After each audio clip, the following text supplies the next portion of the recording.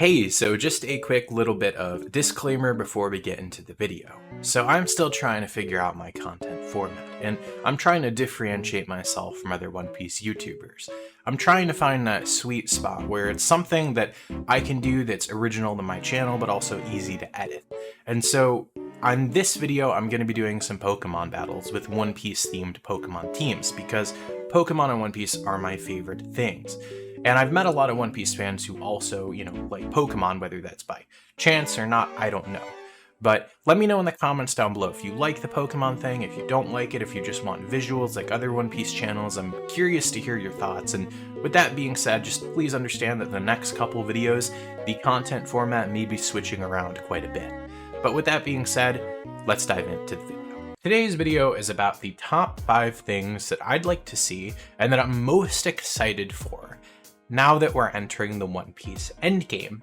These are things that ever since, even when I was like watching One Piece in high school in like 2013, 2014, I desperately wanted, and now is the time, where we're gonna start getting things that we wanted in a row.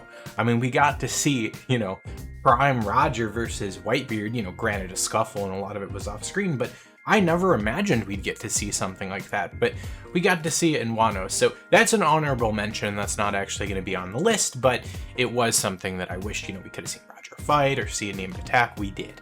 So with that being said, here are 5 things that I want to see. Number 5, the Admirals in full-out fights from start to finish, on screen, not off screen. I'm a huge Admiral fan. I've loved the Admirals ever since Marineford. They are way more competent than the Yonko and way more terrifying in my opinion because they actually get the job done. Well, kind of. Green Bull thing aside, Akainu does for damn sure, and I can hardly wait to see Akainu in an all-out fight where he pulls out his Awakening, he pulls out Advanced Hockey, he pulls out, my theory is that he has Conquerors, he pulls out the Conquerors. That is going to be hype, and I am so here for it. It'll be so cool seeing the Awakening, and if there's more to the Admiral's Awakening, especially the Logia Admirals, than just what we saw kind of as like an after effect on Punk Hazard. Do they have cool forms? What can Akainu make different color magma? I don't know. We'll have to wait and see. Can Kizaru make artificial stars? Kizaru could literally be top 1, potentially, but I digress. So that's number 5. Number 4, I want to know what happened in the Void Century. I know this is a really obvious one, and this is probably on most people's lists, but I want to see if my headcanon about Joy Boy is correct. I want to see if Joy Boy was backstabbed and done dirty, which is what my theory is. It just makes sense. We're going to get this ridiculously sad Oda flashback. Like, that's so Oda, We're going to love, Joy Boy so much only to see just how rotten and corrupt the people around him are, how they betray him for money, power, whatever, the people that founded the world government, and how, he wanted to create this world of peace and unity, and, for people to do him like that, it's just, I can hardly wait to feel more anger towards the world government. So that is my number 4 on this list. Number 3 is finding out more about the ancient weapons. Not only if they were created, but what is their purpose? How long have they been dormant for? Was it something that the ancient kingdom planned? Is it part of a prophecy? Is it just is it just a label, right? Like, is the government just calling them ancient weapons, just like how the people of D have kind of been, scrutinized, and maybe they're not even harmful at all. But whatever the case, I want to learn more about these things, or people, I guess, since Shirahoshi is an ancient weapon. You never know, but really looking forward to that, and that's a big reveal that I think is going to be really interesting and add a lot of context in perspective to the overall adventure that the Straw Hats have been on so far. Number 2, I want to find out who the final villain is going to be, because this has been so back and forth over the years. Is it Akainu? Is it Blackbeard? Is it the world government? The Gorosei? I mean, now it's probably Imu. Is it Shanks, like my evil Shanks theory? Who knows? But we'll have to wait and see exactly who this is. You never know what order the battles are going to be in, but I'm really curious to see, who is the strongest antagonist in this verse? Like, who is going to give, future Luffy with even more power-ups, most likely, right? An actual run for his money. That I am so excited to see, and it'll be just an amazing fight, I can already tell. it'll pull out. I hope Oda pulls out all the stops, right? Insane Hockey, Awakenings. Maybe like there's tiered Double Fruit Awakenings. Maybe, you know, it's just gonna be intense, and I am here for that.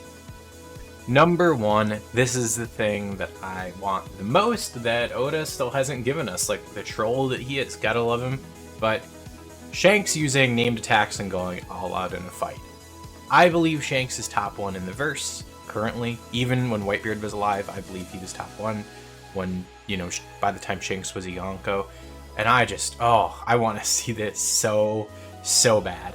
You know, seeing named attacks, seeing like hockey that we didn't even know was possible. Shanks slashing islands as he's fighting this person like an absolute unit.